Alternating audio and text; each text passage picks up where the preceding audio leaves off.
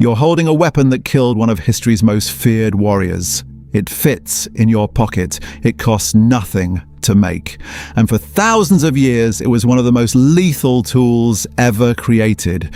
Before gunpowder, before steel, ancient civilizations developed weapons so devastating they changed the course of empires. The Greek fire that burned on water, the composite bow that pierced armor at 300 yards. These weren't primitive tools, they were precision instruments of warfare that took generations to perfect.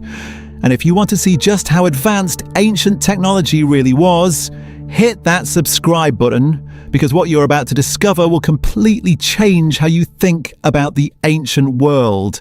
Let's start with something that sounds almost mythical. Greek fire. 7th century Constantinople. The Arab fleet is closing in on the city walls. The Byzantine defenders light their siphons. Suddenly, liquid flame shoots across the water, clinging to wood, spreading across waves, burning even as it floats. Ships become floating pyres. Men dive into the sea only to find the fire follows them down. This wasn't just impressive. It was psychological warfare. The formula was so closely guarded that even today we don't know exactly what it contained. Petroleum, quicklime, sulfur, pine, resin. Theories abound. What we do know is that it saved Constantinople multiple times. Arab chroniclers describe it with terror. Byzantine engineers deployed it through bronze tubes mounted on ships, creating the world's first flamethrowers. The mixture ignited on contact with water, making naval warfare a nightmare. Imagine trying to invade a city when the sea itself becomes your enemy. The Byzantines kept the secret locked in the imperial family. Manufacturers worked in isolation, leaked the formula, and you faced execution. When the empire finally fell in 1257, the knowledge died with it. We've been trying to recreate it ever since. But Greek fire's terror came from mystery. Our next weapon dominated through pure engineering brilliance: the composite bow. Forget the simple wooden bows you've seen in movies. Nomadic warriors on the Eurasian steppes created something far more sophisticated. They laminated horn, wood, and sinew into compact recurve bows that generated massive draw weights. A Mongol horseman could shoot accurately at full gallop. His arrows punched through chainmail at 200 yards. European knights in heavy armor discovered their protection meant nothing against steppe archers. The composite bow's power came from material science. Horn compressed on the inner curve. Sinew stretched on the outer. Wood provided the flexible core. Glued together with animal tendons and wrapped in birch bark, these bows took over a year to construct properly. They required constant maintenance. Humidity could ruin them, but in the right hands they were unstoppable. Mongol warriors trained from childhood. They could fire 6 aimed shots per minute from horseback. European crossbowmen were lucky to manage 2. When Genghis Khan's armies swept across Asia, the composite bow was their primary weapon. It enabled hit-and-run tactics that bewildered sedentary armies. You couldn't catch mounted archers, you couldn't outshoot them, and their arrows kept coming.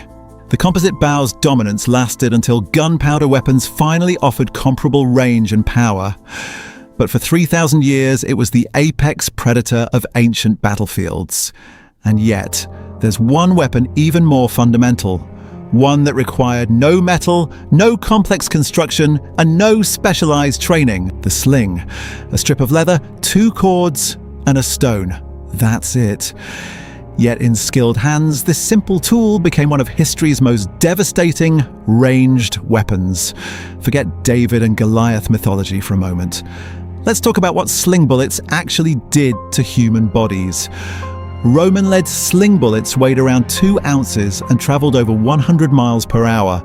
Forensic analysis of ancient skulls shows they fractured bone, penetrated helmets, and caused catastrophic internal injuries. Balearic slingers from the Mediterranean islands were so feared that Carthage and Rome competed to recruit them as mercenaries. These warriors trained from childhood, reportedly using food as target practice. Miss your shot, miss your meal. The motivation was clear. The sling's advantage was range. A competent slinger could hit targets at 200 yards, outranging most ancient bows. The projectiles were cheap, River stones worked fine, but professional armies cast lead bullets inscribed with curses or threats. Archaeologists have found thousands at ancient battlefields, some stamped with messages like, "Take that" or "Ouch." Psychological warfare through ammunition. Slings were silent compared to bows. No telltale twang warned enemies. The first indication of attack was often the sound of your friend's skull cracking open beside you. Roman auxiliary units included dedicated slinger cohorts who rained lead death on enemy formations before infantry engaged. These weren't primitive hunters. They were specialized troops whose weapon required years to master. The physics are brutal. A 2-ounce lead bullet moving at 100 miles per hour delivers around 75 foot-pounds of energy. That's enough to shatter ribs, rupture organs, and kill through blunt trauma, even without penetration.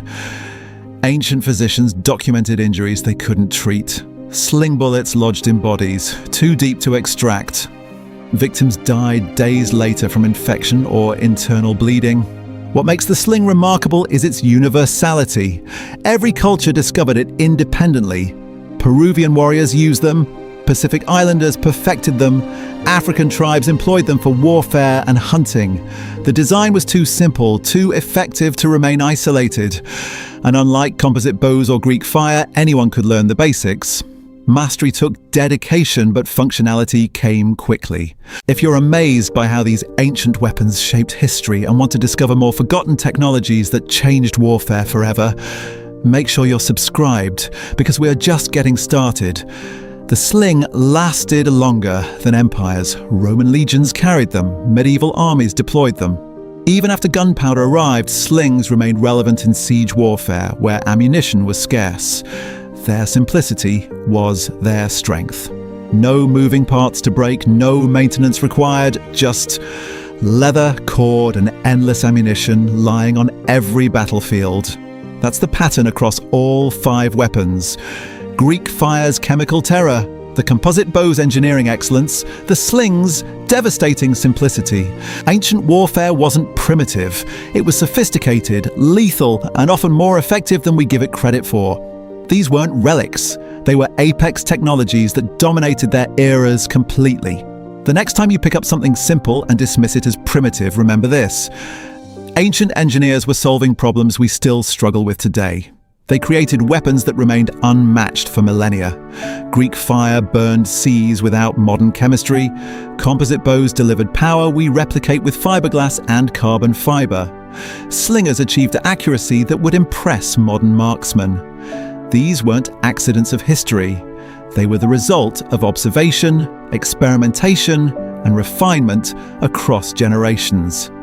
Ancient warriors understood physics before we had equations to describe them.